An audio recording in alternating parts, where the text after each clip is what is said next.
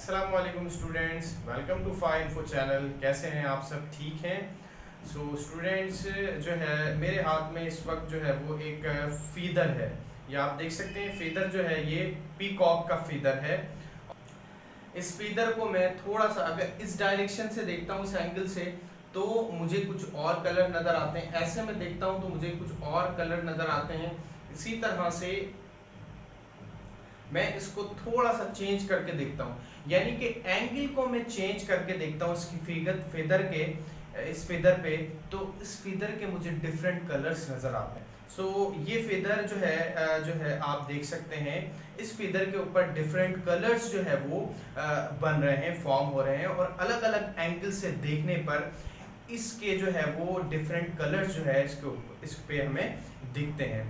So students, इसी तरह से जो सोप बबल्स हैं उसको जब हम देखते हैं तो उसमें भी ब्यूटीफुल कलर्स जो है वो हमें नज़र आते हैं। इसी तरह से स्टूडेंट्स, और जब हम इसी तरह से वाटर पे अगर ऑयल जो है वो गिर जाए, ऑयल, तो उस ऑयल के ऊपर भी स्टूडेंट्स कुछ कलर्स जो है वो फॉर्म होते हुए दिखते हैं। सो स्टूडेंट्स, ये जो कलर हैं किस वजह से बनते हैं, ये आज का हमारा टॉपिक है। स्टूडेंट्स, ये जो कलर फॉर्म होते हैं इसको हम कहते हैं इंटरफेरेंस इन थिन फिल्म। तो आज का हमारा टॉपिक है इंटरफेरेंस इन थिन फिल्म।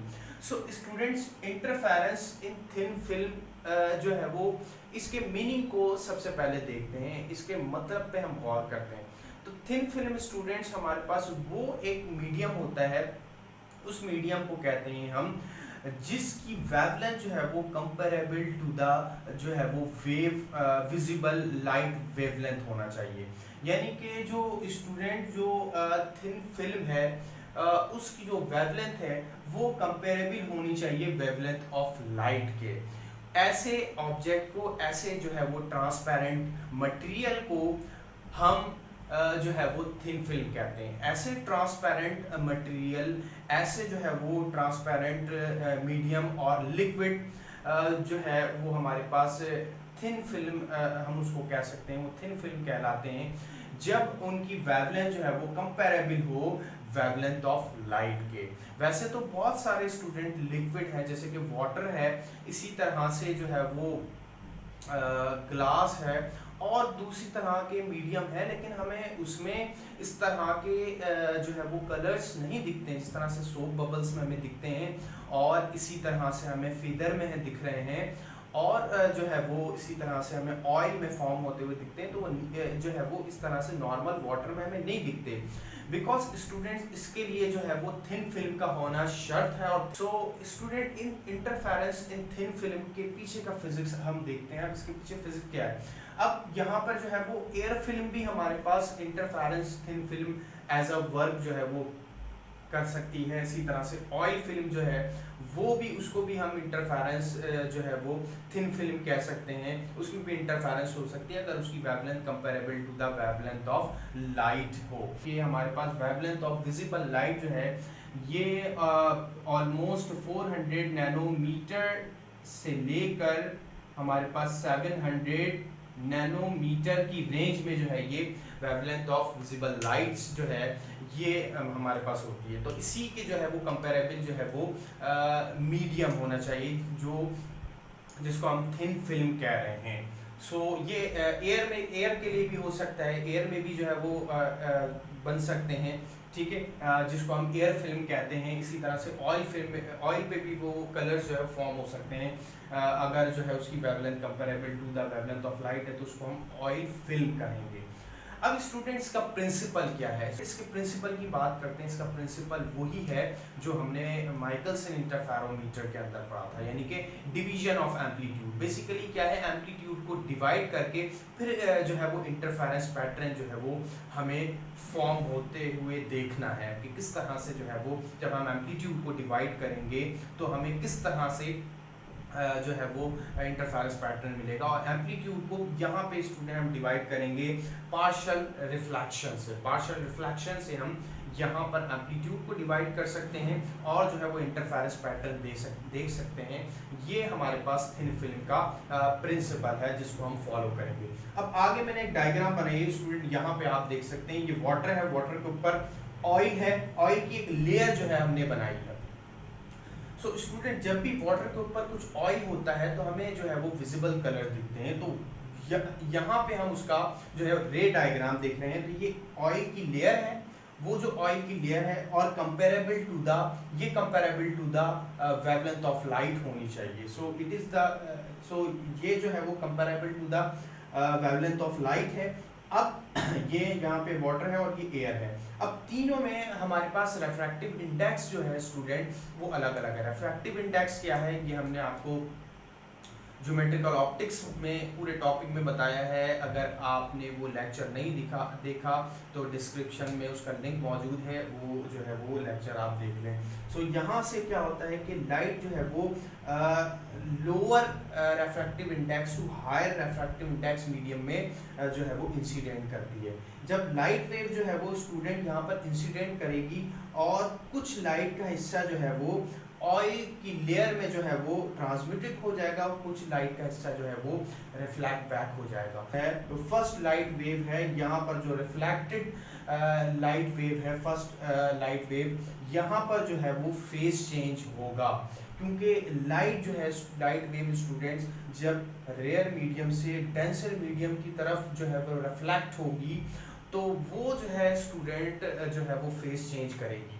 और फेस चेंज कितना करेगी, यहाँ पर 180 डिग्री वो फेस चेंज करेगी, जिसको हम जो है वो पाई डिवाइडेड बाय लैम्डा कहते हैं। ये 180 डिग्री स्टूडेंट यहाँ पर फेस चेंज होगा, फेस चेंज। सो face change 180 degree face change होगा। अगर हम इसको वेवलेंथ की टर्म में लिखना चाहें तो पाई डिवाइडेड बाय 2 भी हम इसको लिख सकते हैं। पाई डिवाइडेड बाय 2 जो है वो फेस चेंज आएगा इसमें। अब जब लाइट जो है वो डेंसर मीडियम से रेयर मीडियम की तरफ मूव करेगी तो स्टूडेंट वहां पर कोई फेस चेंज नहीं आएगा। यानी कि क्रस्ट होगा, अगर क्रस्ट हिट करेगा यहाँ पर अगर तो सरफेस पर तो वो क्रस्ट ही जो है वो मूव करेगा आगे की तरफ, वो ट्रफ नहीं बन जाएगा। जैसे कि यहाँ पर हम आपको डायग्राम में बताते हैं स्टूडेंट, अगर यहाँ पे लाइट वेव है और उसका क्रस्ट जो है वो या फिर आप कह लें ट्रफ जो है वो इंसिडेंट किया है इस सरफेस के ऊपर, ऑयल लेयर की जो है फर्स्ट सरफेस के ऊपर उसका ट्रफ हिट किया है तो 180 डिग्री फेस चेंज होगा। 180 डिग्री फेस चेंज से जो है वो यहाँ पर ये जो है वो क्रस्ट बनेगा और क्रस्ट जो है ये आगे मूव करेगा इस तरह से। यहाँ पर जो है वो क्रस्ट आगे मूव करेगा और ये वेव जो है वो आगे मूव करती हुई आगे मूव करेगी यहाँ से। सो यहाँ पर आप देख सकते हैं ये इस तरह से जो है वो फेस चेंज होगा। जबकि नीचे वाला जो पार्ट है, ये वाला सेकंड पार्ट है, अगर यहाँ पे हम देखें तो वेव जो है स्टूडेंट यहाँ पे अगर इंसिडेंट करती है, यहाँ से अगर इंसिडेंट करेगी इसी पॉइंट से, तो अगर इसका जो है वो यहाँ पर क्रस्ट जो है वो इंसिडेंट किया है तो यहाँ से जो है वो क्रस्ट ही बनेगा और क्रस्ट से ही ऊपर जो है वो आगे वो रिफ्लेक्ट होगी। सो यहाँ पर इसका मतलब ये है नो फेस चेंज, इसका मतलब ये है no phase change. Phase change में जो है वो कोई फेस चेंज नहीं आएगा, जबकि यहाँ पर जो है वो फेस चेंज आ रहा है कितना 180 डिग्री और पाई। स्टूडेंट इस वजह से यहाँ पर जो है वो फेस चेंज आ रहा है और फेस चेंज आने की वजह से फिर जब ये लाइट जो है वो रिफ्लेक्ट बैक होगी और यहाँ पर ये जो है वो फेस जो है वो कोहेरेंस हो जाएगा। फेस कोहेरेंस पे फिर हमें पता है कि हमें कंस्ट्रक्टिव इंटरफेरेंस और डिस्ट्रक्टिव इंटरफेरेंस जो है ये इंटरफेरेंस फ्रिंजेस जो है वो हमें इसका पैटर्न मिल जाता है। इसके दरमियान वो हम देखते हैं। सो स्टूडेंट यहाँ पे आप देख सकते हैं कि पाथ डिफरेंस जो है वो BD प्लस CD है। सो यहाँ पर पाथ डिफरेंस जो है वो BD प्लस CD, यानी कि इतना एक्स्ट्रा जो है वो पाथ वेव 2 ने जो है वो कवर किया है यहाँ पर। सो यहाँ पर इसका फेस चेंज नहीं हुआ है, लेकिन जो है वो यहाँ पर स्टूडेंट वेव 1 का जो है वो फेस चेंज हुआ है, जिसकी वजह से जो है वो इंटरफेरेंस पैटर्न बनेगा। और यहाँ पर स्टूडेंट जो इंटरफेरेंस पैटर्न बनेगा उसके लिए जो हम इक्वेशन बनाएंगे alternate bright and dark fringe की, जो कंस्ट्रक्टिव और डिस्ट्रक्टिव इंटरफेरेंस की जो हम इक्वेशन बनाते हैं, यहाँ पे थोड़ी बहुत चेंज होगी क्योंकि यहाँ पे जो है वो स्टूडेंट यहाँ पे रिवर्स प्रोसेस हुआ है। और डिस्ट्रक्टिव इंटरफेरेंस के लिए स्टूडेंट हमारे पास जो पाथ डिफरेंस होगा वो वो होगा एम लैम्डा। अब ये M lambda student path difference है फॉर कंस्ट्रक्टिव इंटरफेरेंस के लिए, लेकिन यहाँ पे कंडीशन जो है वो रिवर्स हुई है, क्योंकि वेव जो है वो वन ने जो है वो उसके लिए फेस चेंज हुआ है 180 डिग्री का, और 180 डिग्री का स्टूडेंट हमने यंग्स डबल स्लिट एक्सपेरिमेंट में भी पढ़ा है, और इसी तरह से माइकलसन इंटरफेरोमीटर में भी पढ़ा है, वहाँ पे 180 डिग्री से फेस चेंज नहीं हुआ था वेव का, जिसकी वजह से जो है वो हम जो है वो कंडीशन को चेंज कर सकते। सो यहाँ पर जो है वो कंडीशन रिवर्स हो रही है, कंडीशन थोड़ी सी डिफरेंट है 180 डिग्री फेस चेंज की वजह से, जिसकी वजह से ये वाली जो इक्वेशन होगी वो फॉर डिस्ट्रक्टिव इंटरफेरेंस के लिए होगी। इसी तरह से अगर हम कंस्ट्रक्टिव इंटरफेरेंस देखेंगे तो कंस्ट्रक्टिव इंटरफेरेंस के लिए हमारे पास पाथ डिफरेंस जो होगा स्टूडेंट वो होगा m plus half and lambda, m plus half lambda. अब पाथ डिफरेंस के साथ स्टूडेंट यहाँ पर हम रिफ्रैक्टिव इंडेक्स का साइन भी लगाएंगे, रिफ्रैक्टिव इंडेक्स का साइन भी लगाएंगे। अब पाथ डिफरेंस स्टूडेंट आप जो है वो यहाँ पर कुछ भी ले सकते हैं, किसी भी सिंबल से उसको रिप्रेजेंट करा सकते हैं। सो पाथ डिफरेंस जो है वो बराबर हो जाएगा n path difference multiply refractive index, ये फॉर डिस्ट्रक्टिव इंटरफेरेंस के लिए m लैम्डा होगा और कंस्ट्रक्टिव इंटरफेरेंस के लिए m प्लस हाफ लैम्डा होगा, कंडीशन रिवर्स होने की वजह से। सो स्टूडेंट यहाँ पर जो है ये प्रोसेस है। यहाँ पर इसी तरह से स्टूडेंट हमने जो है वो लेबलिंग की हुई है। रिफ्रैक्टिव इंडेक्स आप देख सकते हैं एयर का 1 होता है, ऑयल का ज़्यादा होता है, वाटर का जो है वो 1.33 होता है, और इसी तरह से जो है वो ऑयल का स्टूडेंट रिफ्रैक्टिव इंडेक्स 1.44 होता है। तो ये रिफ्रैक्टिव इंडेक्स है। इस पाथ डिफरेंस जो है वो thickness and nature of film पे डिपेंड करता है, इसी तरह से एंगल ऑफ इंसिडेंस पर भी डिपेंड करता है, यानी कि नेचर जो है उसका मीडियम का जिसमें इंटरफेरेंस पैटर्न बन रहा है वो क्या है, इसी तरह से जो थिकनेस है उसकी वो कितनी है, क्योंकि उससे फ़र्क पड़ता है जो है वो इंटरफेरेंस पैटर्न पर। इसी तरह से एंगल ऑफ इंसिडेंस, किस एंगल से जो है वो उसको हिट कराया गया है उसके ऊपर भी फ़र्क पड़ता है। तो पाथ डिफरेंस जो है वो चेंज हो सकता है। स्टूडेंट यहाँ पर जो है वो वेज किसे कहते हैं, वेज स्टूडेंट इस तरह का मीडियम होता है जो कि ट्रायंगल शेप के अंदर होता है, और उसके अंदर जो वेज एक स्टूडेंट ट्रायंगल शेप का एक मीडियम होता है, और जो है इसमें एक शार्प एज होता है, बाकी जो है उसका सेकंड जो पार्ट होता है उसकी दूसरी साइड जो है वो थिक होती है, और स्टूडेंट वो ग्लास मीडियम का होता है लेकिन उसके सेंटर में एयर होती है, उसके सेंटर में एयर होती है, इसलिए हम उसको एयर वेज फिल्म भी कहते हैं। सो एयर वेज फिल्म भी हम इसको कह सकते हैं। अब इसके अंदर स्टूडेंट जो है वो इंटरफेरेंस पैटर्न किस तरह बनता है, एयर फिल्म किस तरह बनती है कि यहाँ पर जो है वो लाइट इंसिडेंट करती है, ये हमारे पास नॉर्मल है, ये नॉर्मल है, सो यहाँ से लाइट इंसिडेंट करेगी। सो अब जो है वो लाइट जो है वो रेयर मीडियम से डेंसर मीडियम की तरफ जाएगी। सो यहाँ से कुछ पार्ट इसका रिफ्लेक्ट हो जाएगा और कुछ पार्ट इसका ट्रांसमिटेड हो जाएगा, यहाँ पर एयर के ही अंदर एयर वेज में जो है वो ट्रैवल करेगा। फिर उसके बाद जो है इसका पार्ट जो है वो दोबारा रिफ्लेक्ट होगा, कुछ पार्ट ट्रांसमिटेड हो जाएगा, और यहाँ से इसका कुछ पार्ट जो है वो ट्रांसमिट हो जाएगा ऐसे, और कुछ पार्ट जो है वो रिफ्लेक्ट हो जाएगा अंदर वेज में ही जो है वो ट्रैवल करने लगेगा। सो यहाँ पर जो है वो स्टूडेंट क्या होगा कि आप देख रहे हैं कि यहाँ पर जो वेव ट्रैवल कर रही है पाथ, वो पाथ इंक्रीज होता जा रहा है, तो पाथ डिफरेंस जो है वो बढ़ता जा रहा है। उससे क्या होगा कि जब वेव जो है वो दो वेव आपस में मीट करेंगी, सो उसमें क्या होगा, कंस्ट्रक्टिव और डिस्ट्रक्टिव इंटरफेरेंस जो है वो पैटर्न बनेगा। सो यहाँ पर भी इसी तरह से आप आगे देखें, ये एज से अगर आप आगे जाते रहेंगे सो यहाँ पर वेव जो है वो डिस्टेंस ज़्यादा ट्रैवल करेगी, पाथ डिफरेंस बढ़ता जाएगा। सो पाथ डिफरेंस बढ़ेगा तो फेस कोहेरेंस आएगा, जिसकी वजह से जो है वो इंटरफेरेंस पैटर्न यहाँ पर बन सकता है अगर हमारे पास मोनोक्रोमेटिक लाइट होगी सो डार्क ब्राइट जो है वो फ्रिंज ओनली बनेंगे। यहाँ पे डार्क ब्राइट फ्रिंजेस जो है वो कंटिन्यूसली यहाँ पर जैसे जैसे पार्ट डिफरेंस जो है वो चेंज होता रहेगा, यहाँ पर जो है वो ब्राइट डार्क फ्रिंजेस जो है वो इस तरह से बनते रहेंगे। आप स्क्रीन के ऊपर भी देख सकते हैं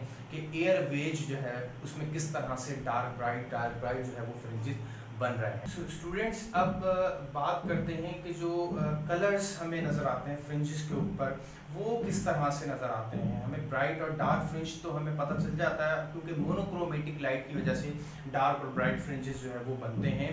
अब अगर वाइट लाइट होगी तो उसमें से हमें पता है कि 7 कलर्स जो है वो इमिट होते हैं। There are 7 colour in white light. So यहाँ पर जो है वो रैंडम फेसेस होते हैं स्टूडेंट। सो फिर क्या होता है कि जब वो जो है वो हिट करते हैं थिन फिल्म के ऊपर, सो अलग अलग पॉइंट के ऊपर, चूंकि स्टूडेंट हर जो है वो कलर की वेवलेंथ अलग अलग होती है, सो अलग अलग पॉइंट के ऊपर जो है वो हमें डिफरेंट कलर जो है वो नज़र आ रहे होते हैं। और जहाँ पर कलर नहीं नज़र आ रहे होते वहाँ पर जो है वो इंटरफेरेंस पैटर्न नहीं बन रहा होता है। इट मीन्स डिस्ट्रक्टिव इंटरफेरेंस वहाँ पे हो रही होती है।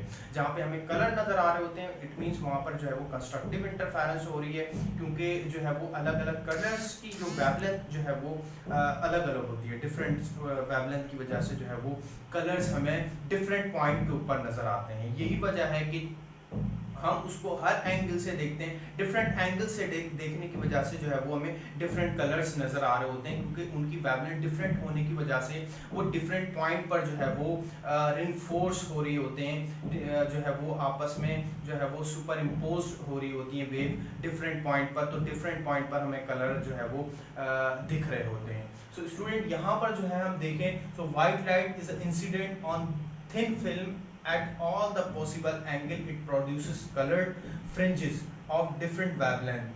सो स्टूडेंट, यहाँ पर जो है वो हमें ये बताया जा रहा है कि डिफरेंट पॉइंट पर हमें डिफरेंट कलर्स जो है वो डिफरेंट एंगल से वो इस वजह से नज़र आते हैं क्योंकि हर कलर की वेवलेंथ डिफरेंट होती है। सो वो अलग अलग वेवलेंथ जो है वो डिफरेंट होने की वजह से जो डिफरेंट पॉइंट पर रिनफोर्स होती हैं वो वेव।